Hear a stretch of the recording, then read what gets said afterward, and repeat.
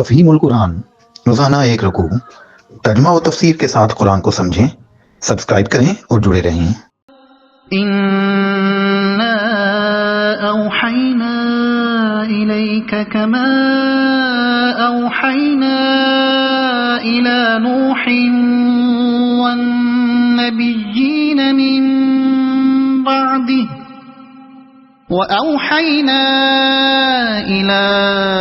إبراهيم وإسماعيل وإسحاق ويعقوب والأسباط وعيسى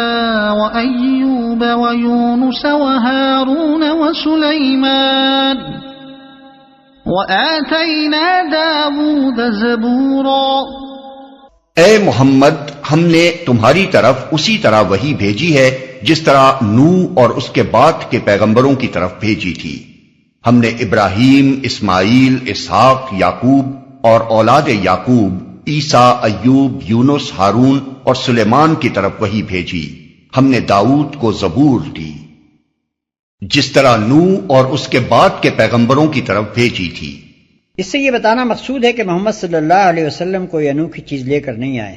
جو پہلے نہ آئی ہو۔ ان کا یہ دعویٰ نہیں ہے کہ میں دنیا میں پہلی مرتبہ ایک نئی چیز پیش کر رہا ہوں، بلکہ دراصل ان کو بھی اسی ایک منبع علم سے ہدایت ملی ہے جس سے تمام پچھلے انبیاء کو ہدایت ملتی رہی ہے، اور وہ بھی اسی ایک صداقت و حقیقت کو پیش کر رہے ہیں جسے دنیا کے مختلف گوشوں میں پیدا ہونے والے پیغمبر ہمیشہ سے پیش کرتے چلے آئے ہیں۔ وہی کے معنی ہیں اشارہ کرنا، دل میں کوئی بات ڈالنا، خفیہ طریقے سے کوئی بات کہنا، پیغام بھیجنا۔ ہم نے داؤد کو زبور دی۔ موجودہ بائبل میں زبور کے نام سے جو کتاب پائی جاتی ہے وہ ساری کی ساری زبور داؤد علیہ السلام نہیں ہے۔ اس میں بکثرت مزامیر دوسرے لوگوں کے بھی بھر دیے گئے ہیں اور وہ اپنے اپنے مصنفین کی طرف منسوب ہیں۔ البتہ جن مضامین پر تصریح ہے کہ وہ حضرت داؤد علیہ السلام کے ہیں، ان کے اندر فی الواقع کلام حق کی روشنی محسوس ہوتی ہے۔ اسی طرح بائبل میں امثال سلیمان کے نام سے جو کتاب موجود ہے اس میں بھی اچھی خاصی آمیزش پائی جاتی ہے، اور اس کے آخری 2 باب تو صریحاً الحاقی ہیں، مگر اس کے باوجود ان امثال کا بڑا حصہ صحیح و برحق معلوم ہوتا ہے۔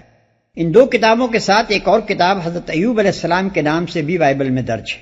لیکن حکمت کے بہت سے جواہر اپنے اندر رکھنے کے باوجود اسے پڑھتے ہوئے یہ یقین نہیں آتا کہ واقعی حضرت ایوب علیہ السلام کی طرف اس کتاب کی نسبت صحیح ہے، اس لیے کہ قرآن میں اور خود اس کتاب کی ابتدا میں حضرت ایوب علیہ السلام کے جس صبر عظیم کی تعریف کی گئی ہے، اس کے بالکل برعکس وہ ساری کتاب ہمیں یہ بتاتی ہے کہ حضرت ایوب علیہ السلام اپنی مصیبت کے زمانے میں اللہ تعالیٰ کے خلاف سراپا شکایت بنے ہوئے تھے، حتیٰ کہ ان کے ہم نشین انہیں اس امر پر مطمئن کرنے کی کوشش کرتے تھے کہ خدا ظالم نہیں ہے، مگر وہ کسی طرح مان کر نہ دیتے تھے۔ ان صحیفوں کے علاوہ بائبل میں انبیاء بنی اسرائیل کے 17 صحائف اور بھی درج ہیں جن کا بیشتر حصہ صحیح معلوم ہوتا ہے، خصوصاً یسقیہ، یرمیہ، حزقیل، آموس اور بعض دوسرے صحیفوں میں تو بکثرت مقامات ایسے آتے ہیں جنہیں پڑھ کر آدمی کی روح وجد کرنے لگتی ہے۔ ان میں الہامی کلام کی شان صریح طور پر محسوس ہوتی ہے، ان کی اخلاقی تعلیم، ان کا شرک کے خلاف جہاد، ان کا توحید کے حق میں پرزور استدلال اور ان کی بنی اسرائیل کے اخلاقی زوال پر سخت تنقیدیں پڑھتے وقت آدمی یہ محسوس کیے بغیر نہیں رہ سکتا کہ اناجیل میں حضرت مسیح علیہ السلام کی تقریریں اور قرآن مجید اور یہ صحیفے ایک ہی سرچشمے سے نکلی ہوئی صوتیں ہیں۔ وَرُسُلًا قَدْ قَصَصْنَاهُمْ عَلَيْكَ مِن قَبْلُ وَرُسُلًا لَّمْ نَقْصُصْهُمْ عَلَيْكَ وَكَلَّمَ اللَّهُ مُوسَىٰ تَكْلِيمًا۔ ہم نے ان رسولوں پر بھی وحی نازل کی جن کا ذکر ہم اس سے پہلے تم سے کر چکے ہیں، اور ان رسولوں پر بھی جن کا ذکر تم سے نہیں کیا۔ ہم نے موسیٰ سے اس طرح گفتگو کی جس طرح گفتگو کی جاتی ہے۔ دوسرے انبیاء علیہ السلام پر تو وہی اس طرح آتی تھی کہ ایک آواز آ رہی ہے یا فرشتہ پیغام سنا رہا ہے اور وہ سن رہے ہیں، لیکن موسیٰ علیہ السلام کے ساتھ یہ خاص معاملہ برتا گیا کہ اللہ تعالیٰ نے خود ان سے گفتگو کی۔ بندے اور خدا کے درمیان اس طرح باتیں ہوتی تھیں جیسے 2 شخص آپس میں بات کرتے ہیں۔ مثال کے لیے اس گفتگو کا حوالہ کافی ہے جو سورہ طٰہٰ میں نقل کی گئی ہے۔ بائبل میں بھی حضرت موسیٰ علیہ السلام کی اس خصوصیت کا ذکر اسی طرح کیا گیا ہے، چنانچہ لکھا ہے کہ جیسے کوئی شخص اپنے دوست سے بات کرتا ہے ویسے ہی خداوند روبرو ہو کر موسیٰ سے باتیں کرتا تھا۔ خروج باب 33 آیت 11۔ رسلا مبشرين ومنذرين لئلا يكون للناس على الله حجة بعد الرسل وكان الله عزيزا حكيما۔ یہ سارے رسول خوشخبری دینے والے اور ڈرانے والے بنا کر بھیجے گئے تھے تاکہ ان کو مبعوث کر دینے کے بعد لوگوں کے پاس اللہ کے مقابلے میں کوئی حجت نہ رہے، اور اللہ بہرحال غالب رہنے والا اور حکیم و دانا ہے۔ یہ سارے رسول خوشخبری دینے والے اور ڈرانے والے بنا کر بھیجے گئے تھے، یعنی ان سب کا ایک ہی کام تھا، اور وہ یہ کہ جو لوگ خدا کی بھیجی ہوئی تعلیم پر ایمان لائیں اور اپنے رویے کو اس کے مطابق درست کر لیں، انہیں فلاح و سعادت کی خوشخبری سنا دیں، اور جو فکر و عمل کی غلط راہوں پر چلتے رہیں ان کو اس غلط روی کے برے انجام سے آگاہ کر دیں۔ لوگوں کے پاس اللہ کے مقابلے میں کوئی حجت نہ رہے۔ یعنی ان تمام پیغمبروں کے بھیجنے کی ایک ہی غرض تھی، اور وہ یہ تھی کہ اللہ تعالیٰ نوع انسانی پر اتمام حجت کرنا چاہتا تھا، تاکہ آخری عدالت کے موقع پر کوئی گمراہ مجرم اس کے سامنے یہ عذر پیش نہ کر سکے کہ ہم ناواقف تھے اور آپ نے ہمیں حقیقت حال سے آگاہ کرنے کا کوئی انتظام نہیں کیا تھا۔ اسی غرض کے لیے خدا نے دنیا کے مختلف گوشوں میں پیغمبر بھیجے اور کتابیں نازل کی۔ ان پیغمبروں نے کثیر التعداد انسانوں تک حقیقت کا علم پہنچا دیا اور اپنے پیچھے کتابیں چھوڑ گئے، جن میں سے کوئی نہ کوئی کتاب انسانوں کی رہنمائی کے لیے ہر زمانے میں موجود رہی ہے۔ اب اگر کوئی شخص گمراہ ہوتا ہے تو اس کا الزام خدا پر اور اس کے پیغمبروں پر عائد نہیں ہوتا، بلکہ یا تو خود اس شخص پر عائد ہوتا ہے کہ اس تک پیغام پہنچا اور اس نے قبول نہیں کیا، یا ان لوگوں پر عائد ہوتا ہے جن کو راہ راست معلوم تھی اور انہوں نے خدا کے بندوں کو گمراہی میں مبتلا دیکھا تو انہیں آگاہ نہ کیا۔ لیکن اللہ یشہد بما انزل الیک انزلہ بعلمہ والملائکۃ یشہدون وکفی باللہ شہیدا۔ ان الذين كفروا وصدوا عن سبيل الله قد ضلوا ضلالا بعيدا۔ ان الذين كفروا وظلموا لم يكن الله ليغفر لهم ولا ليهديهم طريقا إلا طريق جهنم خالدين فيها أبدا وكان ذلك على الله يسيرا۔ لوگ نہیں مانتے تو نہ مانے، مگر اللہ گواہی دیتا ہے کہ جو کچھ اس نے تم پر نازل کیا ہے اپنے علم سے نازل کیا ہے، اور اس پر ملائکہ بھی گواہ ہیں، اگرچہ اللہ کا گواہ ہونا بالکل کفایت کرتا ہے۔ جو لوگ اس کو ماننے سے خود انکار کرتے ہیں اور دوسروں کو خدا کے راستے سے روکتے ہیں، وہ یقیناً گمراہی میں حق سے بہت دور نکل گئے ہیں۔ اس طرح جن لوگوں نے کفر و بغاوت کا طریقہ اختیار کیا اور ظلم و ستم پر اتر آئے، اللہ ان کو ہرگز معاف نہ کرے گا اور انہیں کوئی راستہ بجز جہنم کے راستے کے نہ دکھائے گا جس میں وہ ہمیشہ رہیں گے۔ اللہ کے لیے یہ کوئی مشکل کام نہیں ہے۔ یا ایھا الناس قد جاءکم الرسول بالحق من ربکم فآمنوا خیرا لکم وَإِن تَكْفُرُوا فَإِنَّ لِلَّهِ مَا فِي السَّمَاوَاتِ وَالْأَرْضِ وَكَانَ اللَّهُ عَلِيمًا حَكِيمًا۔ لوگو، یہ رسول تمہارے پاس تمہارے رب کی طرف سے حق لے کر آ گیا ہے، ایمان لے آؤ، تمہارے ہی لیے بہتر ہے، اور اگر انکار کرتے ہو تو جان لو کہ آسمانوں اور زمین میں جو کچھ ہے سب اللہ کا ہے، اور اللہ علیم بھی ہے اور حکیم بھی۔ آسمانوں اور زمین میں جو کچھ ہے سب اللہ کا ہے، یعنی زمین و آسمان کے مالک کی نافرمانی کر کے تم اس کا کوئی نقصان نہیں کر سکتے، نقصان جو کچھ ہوگا تمہارا اپنا ہوگا، اور اللہ علیم بھی ہے اور حکیم بھی۔ یعنی تمہارا خدا نہ تو بے خبر ہے کہ اس کی سلطنت میں رہتے ہوئے تم شرارتیں کرو اور اسے معلوم نہ ہو، اور نہ وہ نادان ہے کہ اسے اپنے فرامین کی خلاف ورزی کرنے والوں سے نمٹنے کا طریقہ نہ آتا ہو۔ يا أهل الكتاب لا تغلوا في دينكم ولا تقولوا على الله إلا الحق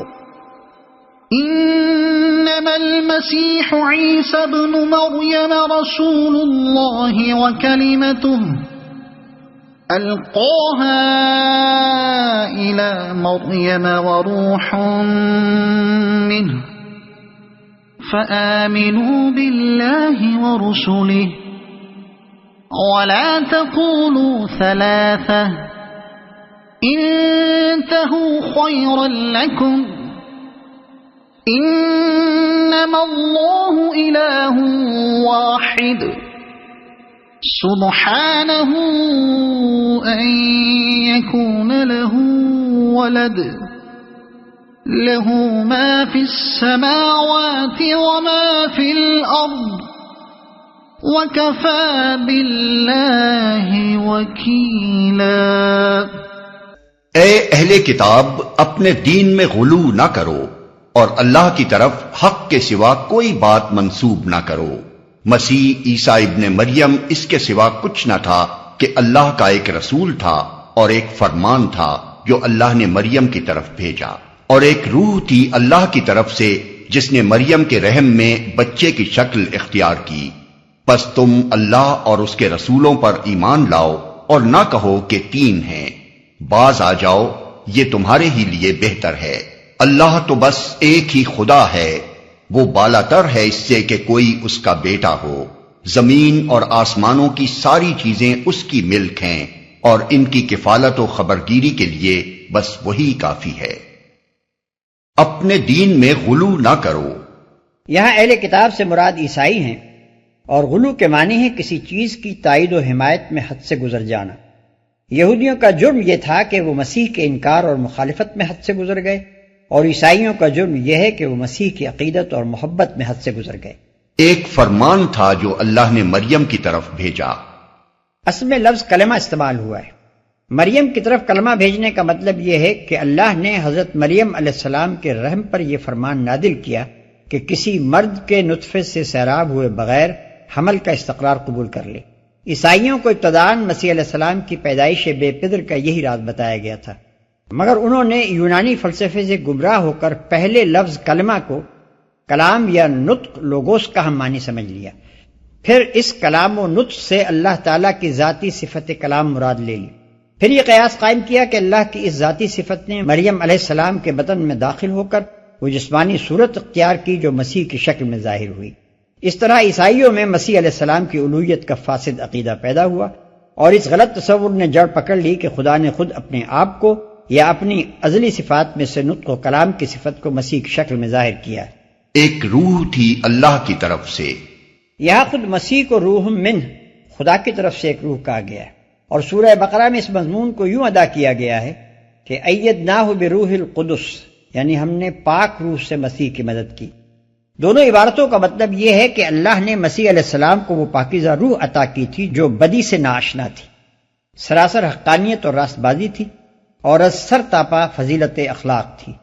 یہی تعریف آن جناب کی عیسائیوں کو بتائی گئی تھی، مگر انہوں نے اس میں بھی غلو کیا، روح من اللہ کو عین روح اللہ قرار دے لیا، اور روح القدس ہولی گھوسٹ کا مطلب یہ لیا کہ وہ اللہ تعالیٰ کی اپنی روح مقدس تھی جو مسیح کے اندر حلول کر گئی تھی۔ اس طرح اللہ اور مسیح کے ساتھ ایک تیسرا خدا روح القدس کو بنا ڈالا گیا۔ یہ عیسائیوں کا دوسرا زبردست غلو تھا جس کی وجہ سے وہ گمراہی میں مبتلا ہوئے۔ لطف یہ ہے کہ آج بھی انجیل متی میں یہ فقرہ موجود ہے کہ فرشتے نے اسے یعنی یوسف نجار کو خواب میں دکھائی دے کر کہا، اے یوسف ابن داؤد، اپنی بیوی مریم کو اپنے ہاں لے آنے سے نہ ڈر، کیونکہ جو اس کے پیٹ میں ہے وہ روح القدس کی قدرت سے ہے۔ باب 1 آیت 20۔ پس تم اللہ اور اس کے رسولوں پر ایمان لاؤ، یعنی اللہ کو واحد الہ مانو اور تمام رسولوں کی رسالت تسلیم کرو، جن میں سے ایک رسول مسیح بھی ہیں۔ یہی مسیح علیہ السلام کی اصلی تعلیم تھی، اور یہی امر حق ہے جسے ایک سچے پیرو مسیح کو ماننا چاہیے۔ اور نہ کہو کہ تین ہیں، یعنی تین الہوں کے عقیدے کو چھوڑ دو، خواہ وہ کسی شکل میں تمہارے اندر پایا جاتا ہو۔ حقیقت یہ ہے کہ عیسائی بیک وقت توحید کو بھی مانتے ہیں اور تثلیث کو بھی۔ مسیح علیہ السلام کے صریح اقوال جو اناجیل میں ملتے ہیں، ان کی بنا پر کوئی عیسائی اس سے انکار نہیں کر سکتا کہ خدا بس ایک ہی خدا ہے اور اس کے سوا کوئی دوسرا خدا نہیں ہے۔ ان کے لیے یہ تسلیم کیے بغیر چارہ نہیں ہے کہ توحید اصل دین ہے، مگر وہ جو ایک غلط فہمی ابتدا میں ان کو پیش آ گئی تھی کہ کلام اللہ نے مسیح کی شکل میں ظہور کیا اور روح اللہ نے اس میں حلول کیا، اس کی وجہ سے انہوں نے مسیح اور روح القدس کی الوہیت کو بھی خداوند عالم کی الوہیت کے ساتھ ماننا خواہ مخواہ اپنے اوپر لازم کر لیا۔ اس زبردستی کے التزام سے ان کے لیے یہ مسئلہ ایک ناقابل حل چیز سا بن گیا کہ عقیدہ توحید کے باوجود عقیدہ تثلیث کو اور عقیدہ تثلیث کے باوجود عقیدہ توحید کو کس طرح نبھائیں۔ تقریباً 1800 برس سے مسیحی علماء اسی خود پیدا کردہ مشکل کو حل کرنے میں سر کھپا رہے ہیں۔ 20 فرقے اسی کے مختلف تعبیرات پر بنے ہیں، اسی پر ایک گروہ نے دوسرے کی تکفیر کی ہے، اسی کے جھگڑوں میں کلیسا پر کلیسا الگ ہوتے چلے گئے، اسی پر ان کے سارے علم کلام کا زور صرف ہوا ہے، حالانکہ یہ مشکل نہ خدا نے پیدا کی تھی، نہ اس کے بھیجے ہوئے مسیح نے، اور نہ اس مشکل کا کوئی حل ممکن ہے کہ خدا تین بھی مانے جائیں اور پھر وحدانیت بھی برقرار رہے۔ اس مشکل کو صرف ان کے غلو نے پیدا کیا ہے، اور اس کا بس یہی ایک حل ہے کہ وہ غلو سے بعد آ جائیں، مسیح اور روح القدس کی الوہیت کا تخیل چھوڑ دیں، صرف اللہ کو الہ واحد تسلیم کر لیں اور مسیح کو صرف اس کا پیغمبر قرار دیں، نہ کہ کسی طور پر شریک فی الالوہیت۔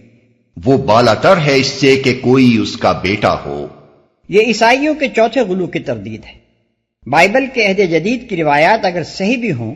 تو ان سے، خصوصاً پہلی 3 انجیلوں سے زیادہ بس اتنا ہی ثابت ہوتا ہے کہ مسیح علیہ السلام نے خدا اور بندوں کے تعلق کو باپ اور اولاد کے تعلق سے تشبیہ دی تھی، اور باپ کا لفظ خدا کے لیے وہ محض مجاز اور استعارہ کے طور پر استعمال کرتے تھے۔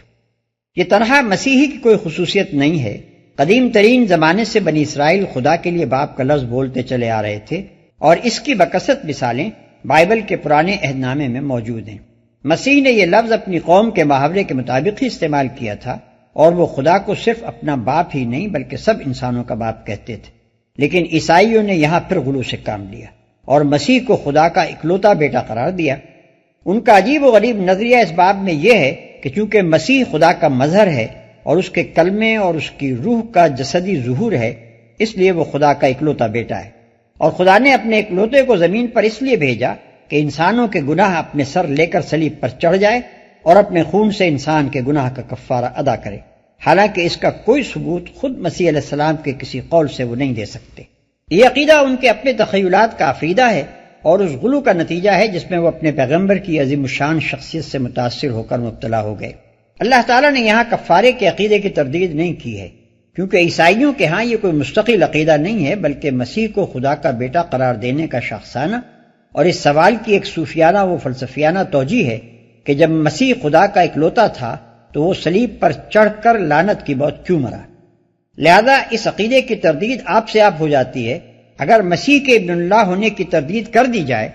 اور اس غلط فہمی کو دور کر دیا جائے کہ مسیح علیہ السلام صلیب پر چڑھائے گئے تھے۔ زمین اور آسمانوں کی ساری چیزیں اس کی ملک ہیں، یعنی زمین و آسمان کی موجودات میں سے کسی کے ساتھ بھی خدا کا تعلق باپ اور بیٹے کا نہیں ہے، بلکہ محض مالک اور مملوک کا تعلق ہے، اور ان کی کفالت و خبرگیری کے لیے بس وہی کافی ہے۔ یعنی خدا اپنی خدائی کا انتظام کرنے کے لیے خود کافی ہے، اس کو کسی سے مدد لینے کی حاجت نہیں کہ کسی کو اپنا بیٹا بنائے۔ اگر آپ کو یہ ویڈیو پسند آئی ہو تو اسے لائک کریں، دوسروں تک پہنچانے کے لیے شیئر کریں، اور مزید ایسی ہی معلوماتی ویڈیوز کے لیے ہمارے چینل عبد المالک ہاشمی کو سبسکرائب ضرور کریں۔ نئی اپڈیٹس کے لیے بیل آئیکن دبائیں تاکہ آپ کو ہماری ہر نئی ویڈیو بر وقت مل سکے۔ آپ کی حوصلہ افزائی ہمیں مزید بہترین مواد بنانے میں مدد دے گی۔ شکریہ۔